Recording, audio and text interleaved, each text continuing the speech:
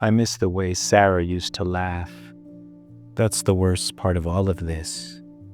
Remembering how her entire face would light up, how her nose would crinkle just slightly at the bridge. We'd spend Sunday mornings making pancakes, and she'd always burn the first one. "It's tradition," she'd say, and we'd share it anyway, drowning it in maple syrup. I didn't notice it at first, the way her laugh began to sound hollow, like an echo in an empty room. The way she'd pause mid-sentence, her eyes fixed on some distant point, then resume speaking as if nothing had happened.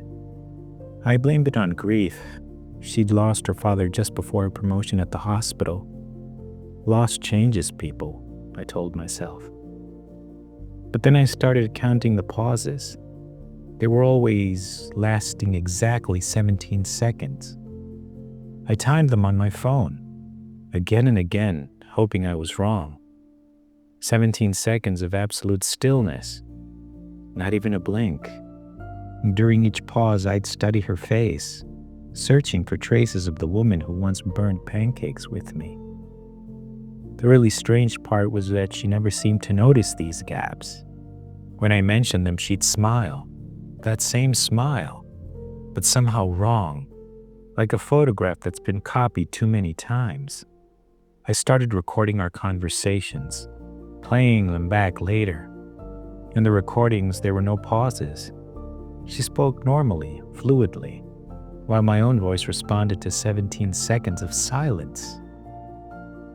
One night I woke to find her standing by our bedroom window, perfectly still. I counted. 1, 2, 3. When I reached 17, she turned to me and said, "Remember when we used to stargaze here?" But her voice lacked the warmth it once held when she spoke of our memories. I started noticing other things.